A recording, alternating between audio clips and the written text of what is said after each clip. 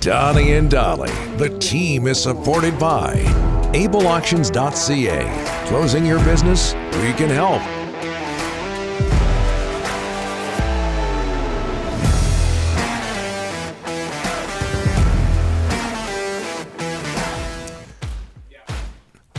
All of our guests today, including Farhan Lalji, standing by in Cabo San Lucas, Mexico. Wow. Are brought to you by the Vancouver Giants.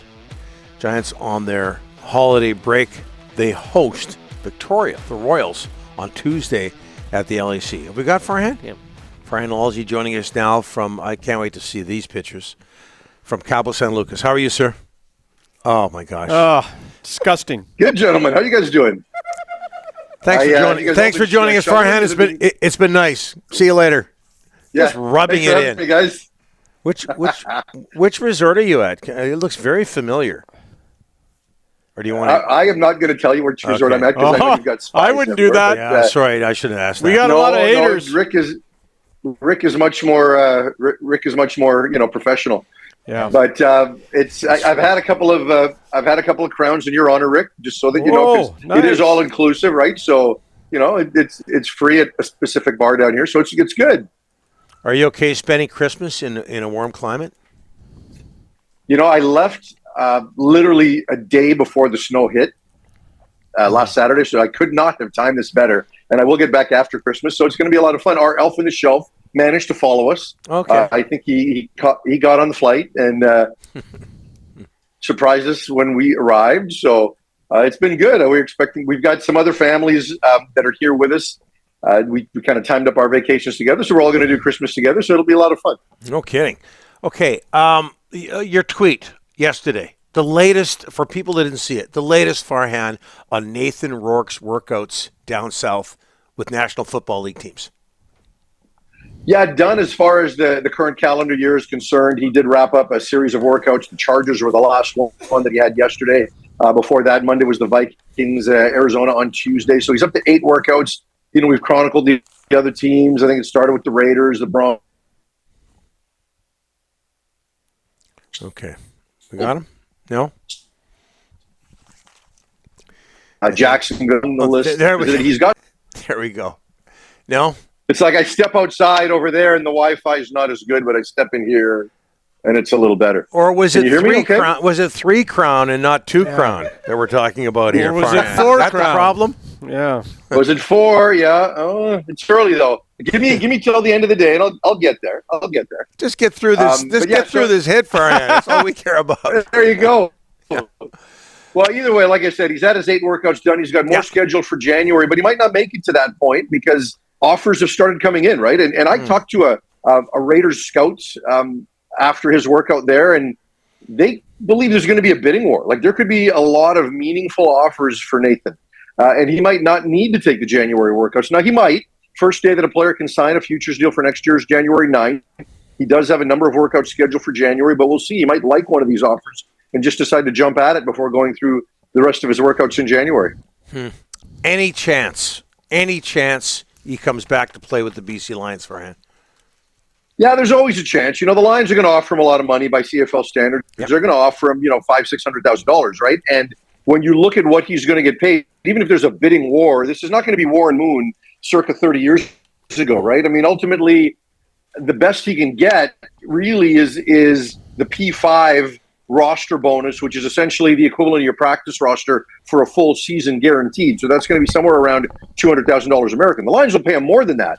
But I do believe that this isn't about money at this stage. This is about taking that shot and scratching that itch. And I think Nathan Rourke wants to do that. So if the right situation comes where he's got a really reasonable path to a number 2 job where the situation around you is stable, because in the NFL, they've got a quick turnaround set up there as well. I mean, coaches, if you have 2 bad years, you're out. If you're a GM and you have 3 bad years, you're out. So you don't want to go with a group that really, really believes in you, but they're not stable because they're going into the last year of that window. And if it doesn't work out for them, they're gone. And whoever comes in next, they don't care about you. So you want a stable situation along with a reasonable path to number 2 in order for you to get that opportunity. Hey, Farhan, the Canucks played their last 2 games at home like they spent a week with you where you are. They can't seem to win at home. 5-1 back-to-back losses. It's they got a chance here to turn it around at home tonight against Seattle.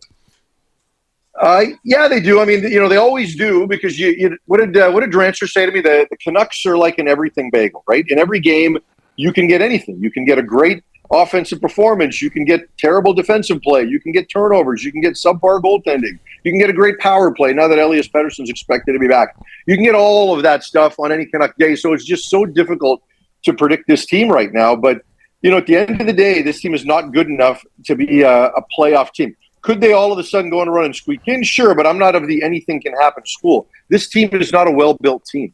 This team needs change. So turnaround or not, I just think we're killing time here, right? Get to the trade deadline. Let's see what the real direction for this team is going to be. We all know what it should be, and there's got to be some big picture, long-term thinking and get out of this mode of, hey, can they turn it around and can they start winning a couple of games? Because none of that matters from a 30,000-foot view of this team. Yeah. They need change. They need structural change, and they need a clear path to making that happen.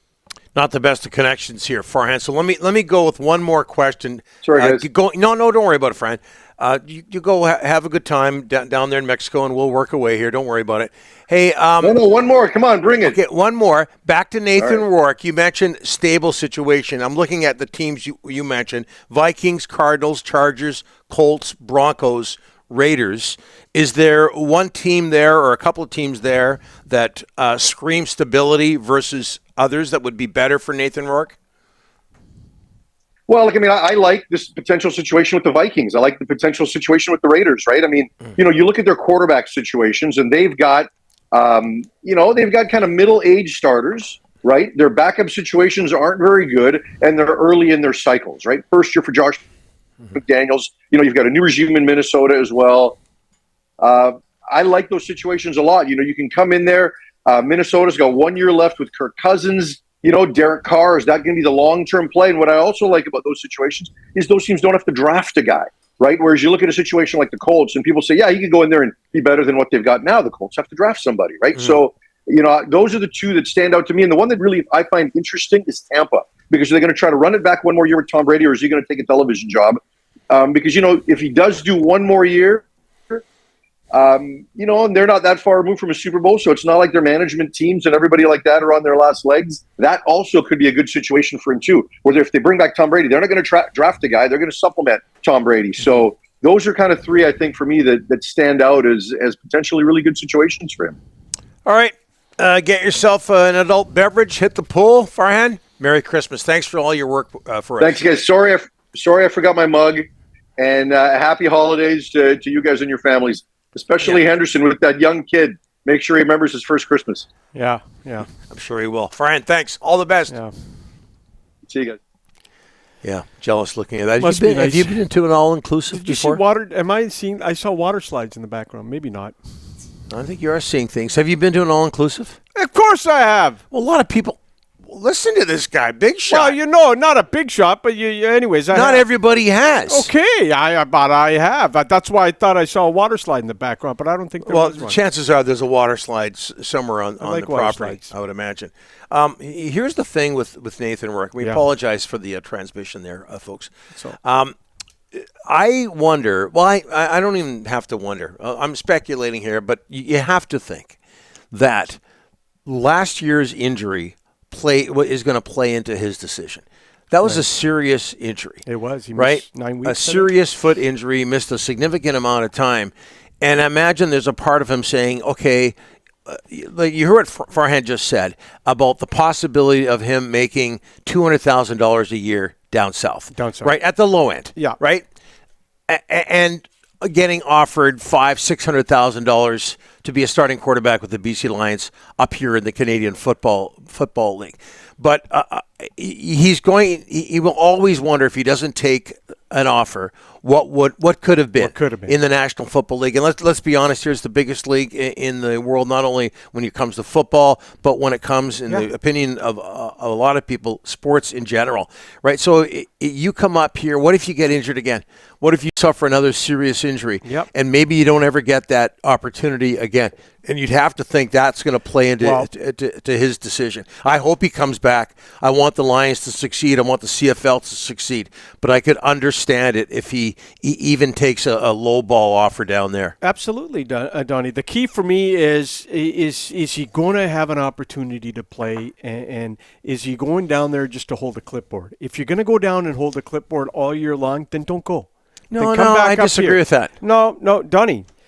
Go down and hold a clipboard when you can come up here and be the CFL MVP and then go back down again in 1 year.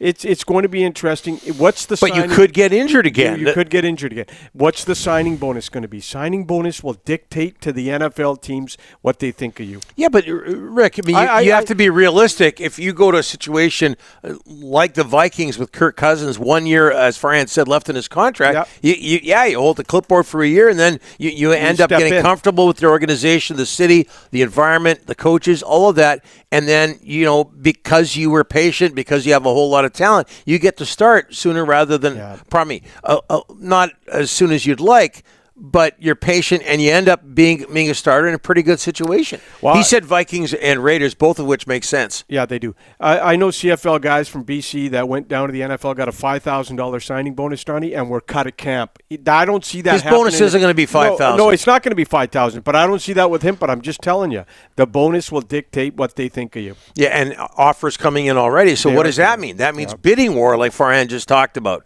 right? He's in a pretty good position. He is in a good spot, and he's Canadian. And we all want a Canadian to go down at that position, which is a skilled position in America. And you know what? Guess what? Go down there and become the first Canadian to make an impact. Well, there has been a Canadian who won a Super Bowl. Yeah. No, I'm talking about a QB. Mark Rippon. Oh, Rippon. Washington. Yeah, that's true. Canadian-born. Calgary, right? From Calgary. Yep.